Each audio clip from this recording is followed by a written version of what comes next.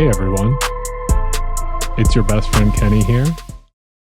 It's spooky season, and we've got another spooky, disturbing story for you today. If you like spooky and disturbing stories, please subscribe to my channel. If you have any spooky, disturbing stories you'd like me to research, send me an email at thespookylawyer@gmail.com. Today, we're going to talk about one of the most haunted cemeteries in America, Bachelor's Grove. So let's get spooky. Bachelor's Grove Cemetery is a small, secluded burial ground nestled in Chicago's southwest suburbs. It's around Midlothian. Its eerie lore has captivated ghost hunters, curious visitors, and if you're anything like me, when I was in high school, teenagers looking for ghosts.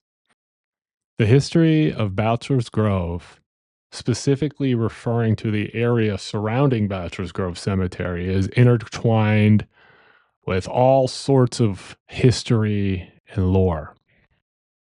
The land was initially settled in the late 1820s and early 1830s by primarily English, Irish, and Scottish immigrants, and also Yankees from the northeastern states. Two primary theories exist for the naming of Bachelor's Grove. First is the Batchelder family. A family named Batchelder resided in the area in 1845, and the name might have been a corruption of that name over time. This is the current theory among historians. There's also a theory that the Bachelors refers to a man named Stephen Rexford, who was one of the early settlers, who claimed that he and 3 other single men settled there, leading to the name Bachelor's Grove. I'm sure that was an absolutely thrilling place for the ladies. In 1864, Edward Everton sold his property to Frederick Schmidt, specifically setting aside 1 acre for use as a graveyard. This is the official establishment of the Bachelor's Grove Cemetery. Frederick Smith maintained the cemetery until his death in 1920. There are claims that he expanded the cemetery beyond the original acre, but there's no evidence that supports this. In 1925, Frederick Schmidt's wife, widow, sold the property, including the cemetery, to Cook County, who made it a forest preserve. The cemetery has suffered from vandalism and neglect over the years, which contributes to both its eerie atmosphere and, if you believe in ghosts, to the belief of the haunting of the cemetery. The cemetery has seen more disturbance than tranquility, and this has contributed to the lore around Bachelor's Grove.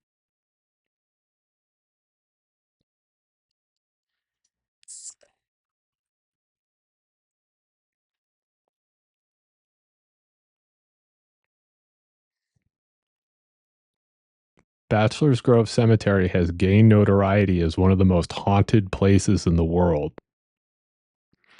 with significant reports of paranormal activity.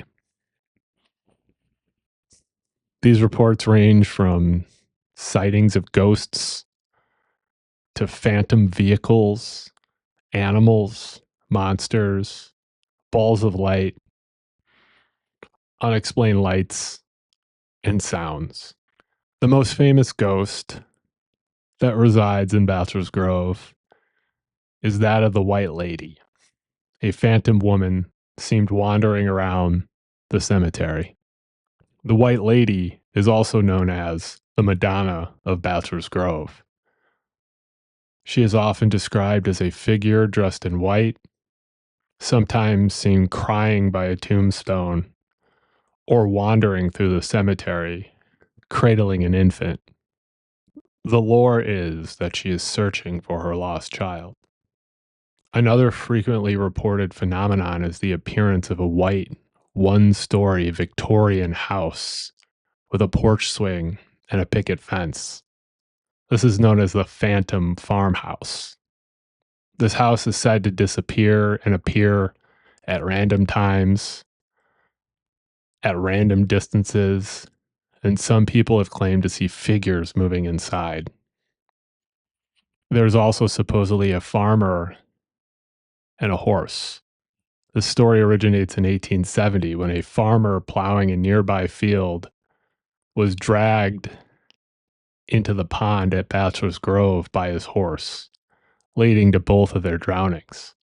Some people claim to see their ghostly figures on the pond's surface or along 143rd Street.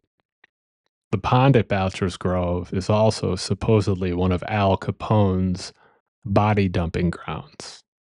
A large black and tan dog is said to sit at the cemetery's entrance or run up and down the path only to vanish into thin air. Now, all dogs are good dogs, so even ghost dogs are good dogs. There are other reported types of paranormal phenomena at Bachelor's Grove, including balls of lights. Red and blue lights have been seen hovering or dancing around various locations in the cemetery, and these lights are frequently caught on film. People often hear unexplained voices, footsteps, and screams around the cemetery. There have also been people who have claimed to have seen ghostly monks wandering the cemetery. Now, whether this ghostly phenomena is real, a hoax, or simply the result of suggestion remains a mystery. But the mystery of the ghost stories is what keeps us interested. I've been to Bachelor's Grove a few times. When I was in high school, I did a report where I took photographs of Bachelor's Grove during the day. And I also went during the night.